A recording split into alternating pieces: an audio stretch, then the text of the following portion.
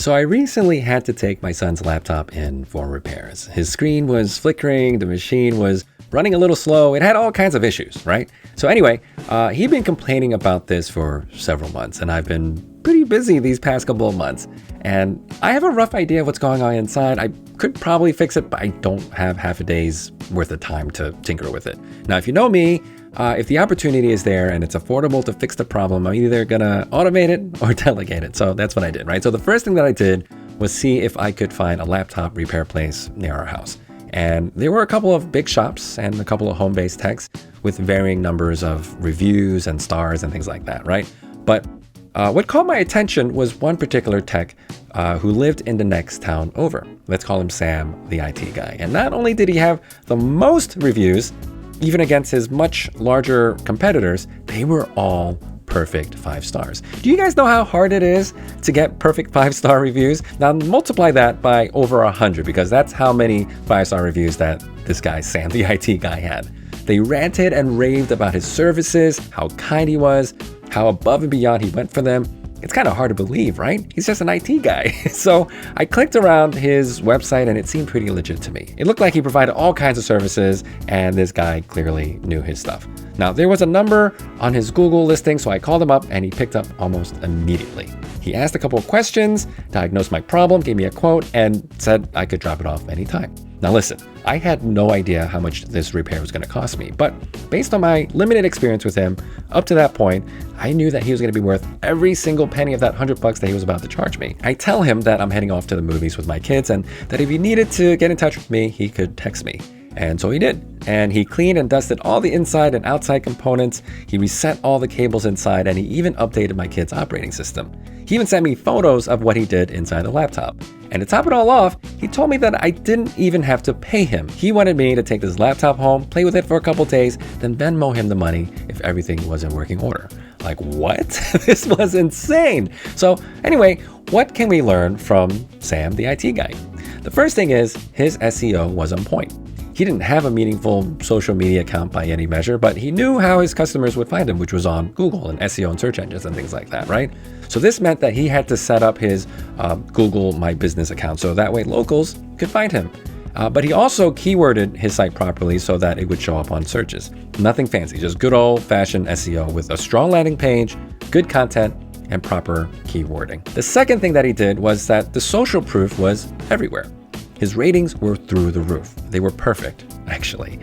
Most of his competitors only had a few reviews, maybe a few dozen, but most of them had maybe 4 to 4.5 stars, which is not terrible in the grand scheme of things. But consider this. If you were to have open heart surgery, would you pick a surgeon who had 4.5 stars, or would you prefer someone who had a perfect 5-star rating?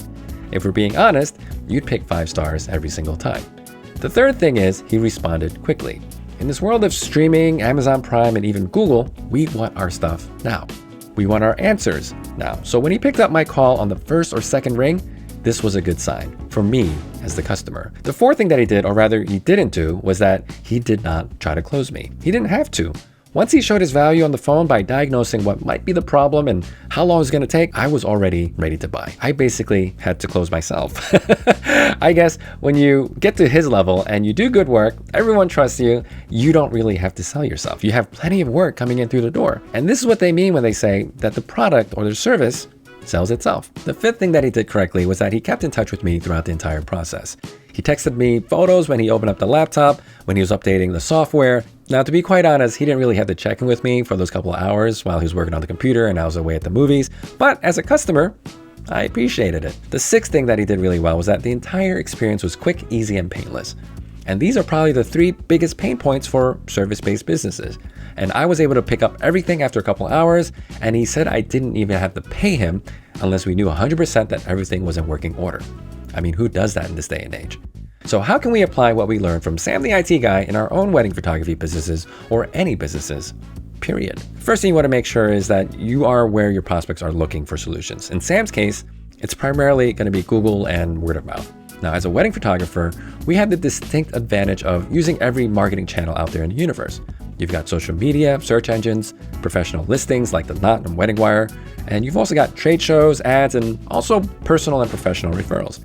Now, if Sam can do it with basically just 2, maybe 3 marketing channels at his disposal, there's no reason why we can't do it with 9 or 10 at our disposal. The second thing that we learned from Sam is that social proof is everything. Prospects want to know results. They want to know what that experience is like. Working with you, buying your product, all those things. And this is one of those few cases where more is actually more. Now, when I was looking for a laptop repair place, several of them had 5 stars too, but definitely not as many as Sam. When your prospects see that you have a ton of reviews and they're all perfect, this tells them 2 things. That number 1, that you're experienced, and number 2, that you're good at what you do. And these are 2 humongous pain points that are actually handled by others, your past clients, and all you have to do is ask for a review. The third thing that we can learn from Sam is that you want to come from a place of service. If you have the opportunity to help, then help. The money part will sort itself out in the end. Deliver what you promised, in fact, over-deliver what you promised, and be kind and be helpful and make that experience as painless as possible for your customer. Remember, they're coming to you because they have a problem and they reasonably ascertain that you are the solution. This job is yours to lose. It's yours to mess up, so don't mess it up. At the end of the day, Sam the IT guy was doing what every small business owner should be doing. And these are all the best practices that we really should be incorporating into our own businesses. Just doing good work, putting ourselves out there, and not being an asshole. Nobody gets 100 perfect 5 stars for nothing, all right? And by my estimation and my own personal experience, he earned every single bit of that recognition. Now, I hope that in today's video, you guys learned a little bit more about how you can be more like Sam by doing good work, putting yourself out there, and not being an asshole.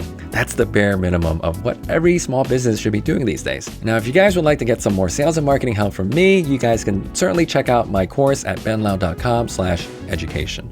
If you've enjoyed today's video, please remember to like, comment, share, and subscribe, and invite your friends to the party.